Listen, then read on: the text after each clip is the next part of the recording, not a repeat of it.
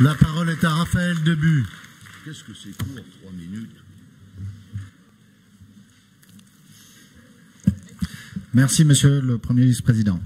Je siège depuis le début du mandat avec constance et application dans la commission intitulée « Entreprise, économie et emploi ». Et s'il est beaucoup question d'entreprise, il n'est finalement qu'assez peu question d'emploi et absolument jamais de conditions de travail, je l'ai déjà dit. Je voudrais commencer par noter qu'après avoir passé 2 ans à vous le dire, vous avez enfin compris qu'un minimum de conditionnalité dans l'attribution des aides était nécessaire si on voulait faire un travail sérieux. Et nous prenons acte donc d'une évolution positive en ce sens, puisqu'enfin vous reconnaissez, implicitement bien sûr, que la logique du tiers-orchestre était intenable. Nous notons aussi que la question de la restitution des aides octroyées est abordée, avec d'infinies précautions et tout en éventualité. Ça reste faible, mais c'est un pas dans la bonne direction.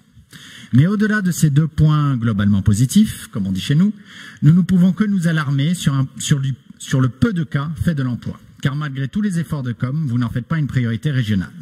Cette délibération traduit assez bien d'ailleurs ce manque flagrant d'ambition. Ainsi, dans le premier bilan depuis l'entrée en vigueur du SRD2I, qui est dans le maigre, vous vous gargarisez sur 4 pleines pages d'avoir soutenu 214 projets par-ci, 6000 entreprises par-là, mais il n'y a aucune estimation ou ne serait-ce que mention du nombre d'emplois créés. Rien, nada. L'aide à l'entreprise en difficulté, particulièrement dans le domaine industriel, est également absente. Pourtant, comme je l'ai déjà dit, une économie dynamique ne peut reposer que sur une industrie solide qui anticipe les évolutions technologiques et donc forme ses salariés à ces évolutions. Même absence totale de réflexion et d'action sur la question des conditions de travail qui déterminent les conditions et les projets de vie des Auvergnats et des Rhône-Alpins. À vrai dire, l'ambition régionale se limite au maintien de l'emploi. Aucune obligation n'est faite en définitive pour en créer. Quant aux conditions de travail, là encore, comme je l'ai dit, élément central de la vie de millions d'Auvergnats et de Rhône-Alpins est tout simplement jamais fait mention.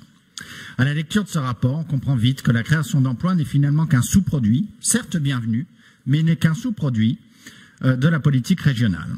C'est dire la vision de notre collectivité en la matière. Alors pour former des brigades d'inspecteurs Molière sur les chantiers, il y a du monde, mais pour veiller à ce que les deniers publics servent réellement à la création des emplois, il n'y a plus personne. Vous comprendrez donc que nous voterons contre. Très bien.